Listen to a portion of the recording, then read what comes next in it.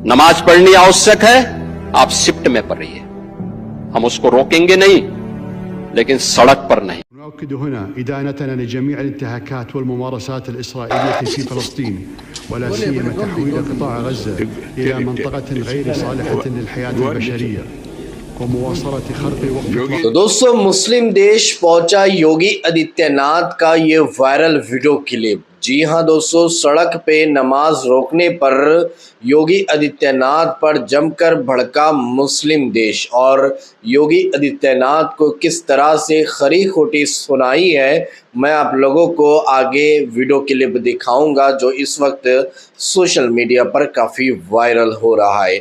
लेकिन वीडियो दिखाने से पहले आप सभी से रिक्वेस्ट करना चाहूँगा, प्लीज़ इस वीडियो को ज़रूर लास्ट तक देखिए और जितना हो सके इस वीडियो को ज़्यादा से ज़्यादा शेयर ज़रूर कीजिएगा। तो दोस्तों, आप सभी को हमने इससे पहले योगी आदित्यनाथ का एक वीडियो दिखा चुके हैं जो पिछले कई दिनों से सोशल मीडिया पर वायरल हो रहा है, जिसमें योगी आदित्यनाथ ने ईद की नमाज को लेकर एक विवादित बयान दिया था, जिसमें कहा था कि सड़क पर ईद की नमाज अदा नहीं की जाएंगी। अगर तुमको नमाज पढ़ना ही है ईद की तो मस्जिद के अंदर पढ़ो, और अगर मस्जिद के अंदर जगह नहीं है तो शिफ्ट में अदा करो, बट सड़क पर नमाज तुम अदा नहीं कर सकते हो, क्योंकि सड़क चलने के लिए होती है, नमाज के लिए नहीं। अगर तुम अच्छे से मान गए तो अच्छी बात है, वरना हमें दूसरे तरीके से भी मनवाना आता है। जी हाँ दोस्तों, मुसलमानों को योगी आदित्यनाथ ने खुली धमकी देते हुए इस तरह का ये बयान दिया था, और ये बयान जो है सोशल मीडिया पर काफ़ी वायरल होता है, और ये वीडियो इतना वायरल हो जाता है कि ये वीडियो इंडिया से निकलकर अरब कंट्रियों तक, मुस्लिम ममालिकों में पहुंच जाता है योगी आदित्यनाथ का ये बयान। अब उसके बाद किस तरह से अरब देश योगी आदित्यनाथ पर भड़क उठा है, इस तरह से योगी आदित्यनाथ को खरी खोटी सुनाई गई है, आप सबसे पहले ये वायरल वीडियो क्लिप देख लीजिए। जजीरा की रिपोर्ट विस्तार से बताती है कि मेरठ में इस खबर का कितना गहरा असर पड़ा है। अल जजीरा की रिपोर्ट क्या कहती है? Naturally scared India's Muslim denied public space for Eid prayers. Public space मना कर दिया गया है। ऐसा तो है नहीं कि भारत में सऊदी अरेबिया, दुबई, कतर, अरब जैसी बड़ी बड़ी विशालकाय मस्जिदें हैं। यहां पर ज्यादातर मस्जिदें छोटी हैं, गलियों में बनी हैं, जिनमें करीबन 100 से भी कम लोगों के बैठने की जगह है। आप जरा ढूंढ करके बताइए कि दिल्ली की जामा मस्जिद जैसी या फिर उतनी बड़ी मस्जिद भारत में कितनी है? जामा मस्जिद की कैपेसिटी ही की बात करें तो करीबन 25,000 लोग जामा मस्जिद में एक बार में बैठ करके नमाज पढ़ सकते हैं। लेकिन जब ईद का मौका आता है तो जामा मस्जिद जैसी मस्जिदें भी छोटी पड़ जाती हैं। तो फिर उन मस्जिदों का क्या जो गलियों में है, मोहल्लों में है, जहां पर लोगों ने अपना पैसा डाल करके एक छोटी सी मस्जिद बनाई है ताकि वे जाकर के प्रेयर कर सके, अपनी नमाज पढ़ सके। लेकिन यह कहानी क्या बताती है, यह भी आपको पढ़ करके सुनाने की कोशिश करते हैं। The mood is barely festive as a group of Muslim men headed inside a small mosque to discuss the arrangement of Eid al-Adha prayers in Meerut district of India, Uttar Pradesh state. Ceiling fan humming above the beat of brutal North Indian heat as nearly 50 worshipper listen to the member of mosque management committee in Maliana village about 80 kilometers from New Delhi, the national capital. 50 लोग mask committee को सुनने के लिए बैठे हुए हैं। पंखे चलने की आवाज आ रही है, और वो भी तब जब उत्तर भारत में एक भारी हीट वेव चल रही है। औसत तापमान 45-40 डिग्री के आसपास घूम रहा है। तो सोचिए, अगर एक छोटी सी मस्जिद में 50 या उससे अधिक लोग बैठे होंगे, नमाज पढ़ रहे होंगे, तो क्या हालात होंगे। ऐसा कई रिलीजियस प्लेसेस में होता आया है। कई लोगों की जानें भी गई हैं सफोकेशन की वजह से, हीट स्ट्रोक की वजह से। खैर, इसके बारे में शायद डिस्कस नहीं किया गया होगा।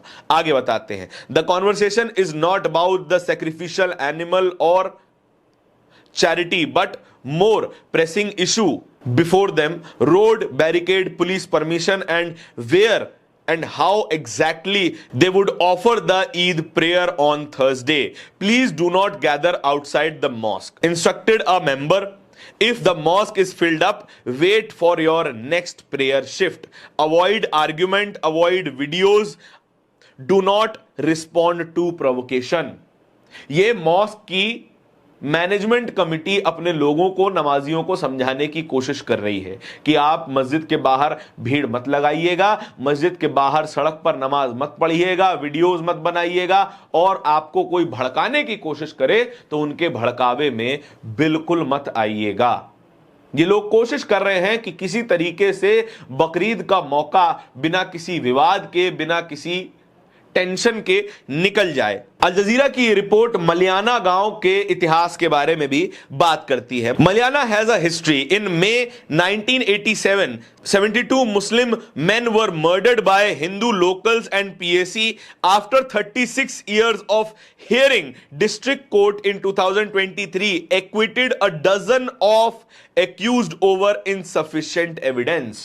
मलियाना में पहले भी धार्मिक हिंसा हो चुकी है, पहले भी धार्मिक विवाद हो चुका है, जिसमें 72 मुस्लिम पुरुष मारे गए थे, और उसके 36 साल बाद 2023 दर्जनों उन एक्यूज्ड को रिहा कर दिया गया, एक्विट कर दिया गया, सबूतों के अभाव के चलते। इस तरीके का इतिहास होने के कारण वहां की मस्जिद कमेटी शांति बनाए रखने की अपील कर रही है। इसके अलावा last week, the Vishwa Hindu Parishad (VHP), a prominent far-right Hindu group aligned with the BJP, demanded a complete nationwide ban on namaz on road, calling the practice a show of strength by the community.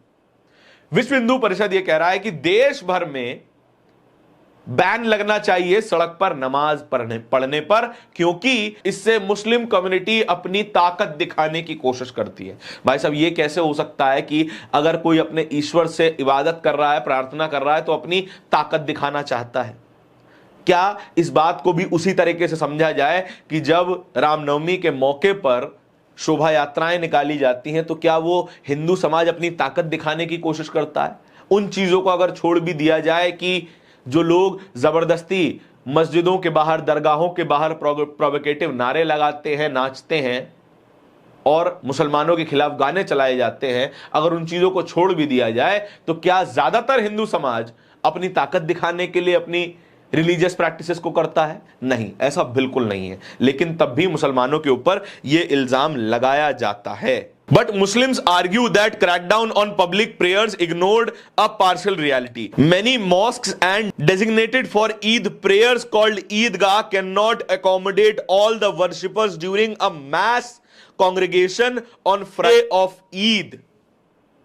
अब जरा सोचिए, जहां पर capacity ही नहीं है तो वहां पर तो लोग बाहर आके नमाज पढ़ ही सकते हैं। जिस तरीके से मेरा निजी अनुभव बताता है, हमारा परिवार कई बार बालाजी मंदिर जाता है, मेहंदीपुर बालाजी मंदिर, जहां पर मंदिर के भीतर सभी लोगों के बैठने की या खड़े होने की जगह नहीं होती, तो पुलिस प्रशासन डेजिग्नेटेड एरिया बनाता है जहां पर आरती के दौरान लोग खड़े होते हैं, आरती सुनते हैं और प्रसाद प्राप्त करते हैं।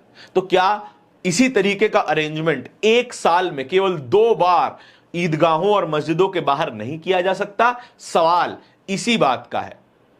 जो सुविधाएं एक धर्म को मिलती हैं, वही सुविधाएं अगर दूसरे धर्म को भी मिल जाएंगी तो उसमें क्या बुराई है और किसको क्या परेशानी हो सकती है? प्रशासन खुश रहेगा, लॉ एंड ऑर्डर सही बना रहेगा और किसी तरीके का कोई विवाद भी नहीं होगा। इस देखा आप लोगों ने सऊदी अरबिया के अल जजीरा की ये रिपोर्ट, जिसमें किस तरह से अल जजीरा ने योगी आदित्यनाथ को सड़क वाले बयान पर खरी खोटी सुनाई है। साथ साथ उन्होंने ये भी कहा कि सऊदी अरब या अरब ममालिकों के अंदर जो है मसाजिदें बड़ी बड़ी होती है और इसके मुकाबले में जो है इंडिया के अंदर बहुत छोटी छोटी मसाजिदें होती है, जिसमें 100 से भी कम लोगों के लिए मस्जिद बनाई जाती है गांव में, देहातों में या अलग अलग जगहों पर। तो इससे दिक्कत होती है, जिसकी वजह से ईद और बकरीद के टाइम पर मुसलमानों की तादाद बढ़ जाती है और वो मस्जिद के अंदर नहीं मानते हैं, तो इसलिए सड़क पर आकर नमाज अदा कर लेते हैं। तो इससे जो है योगी या मोदी या भारतीय जनता पार्टी को प्रॉब्लम नहीं होना चाहिए, किसी को इससे प्रॉब्लम बिल्कुल भी नहीं होना चाहिए, क्योंकि ये मजबूरी में लोग नमाज सड़क पर अदा करते हैं। मुसलमानों को कोई शौक नहीं आता है कि सड़क पर नमाज अदा करे, मस्जिद के अंदर जगह नहीं रहती है तो वो सड़क पर 5 या 10 मिनट के लिए नमाज अदा कर लेता है। तो इन लोगों को इससे ही दिक्कत होने लगती है, इससे ही प्रॉब्लम होने लगती है, जबकि यही लोग जो है सड़क पर अपने त्यौहार मनाते हैं। हर त्यौहार आप देखते होंगे कि सड़क पर मनाई जाती है, जैसे दीपावली सड़क पर मनाई जाती है, होली सड़क पर मनाई जाती है, कावड़ यात्रा सड़क पर मनाई जाती है, शोभा यात्रा सड़क पर मनाई जाती है, और भी बहुत सारे जो है त्यौहार सड़क पर मनाए जाते हैं। लेकिन आज तक भी किसी मुसलमान ने ये नहीं कहा कि हमें जो है इन लोगों से प्रॉब्लम है, इनके त्यौहार से प्रॉब्लम नहीं। मुसलमान चाहते ही नहीं है कि किसी त्यौहार में जो है इंटरफेयर किया जाए, उनको त्यौहार मनाने से रोका जाए, कि ये देश गंगा जमनी तहजीब कहलाने वाला मुल्क है। यहाँ पर हर धर्म के मानने वाले लोग पाए जाते हैं, हिंदू मुस्लिम सिख ईसाई यानी हर धर्म के मानने वाले लोग पाए जाते हैं। हमारा कानून, हमारा संविधान हमें इजाज़त देता है कि आप अपने अपने हिसाब से जो है अपने त्यौहार मना सकते हैं, लेकिन इन लोगों को जो है मुसलमानों से काफ़ी दिक्कत हो जाती है, प्रॉब्लम हो जाती है। दोस्तों, इस पूरी वीडियो को देखने के बाद अब आप क्या कहना चाहोगे, आप किस बारे में कह रहे हैं, कमेंट बॉक्स में अपनी राय लाजमी बताइए। तो चलिए इस अगली वीडियो में मिलते हैं, जब तक अपना ख्याल रखिए, शुक्रिया।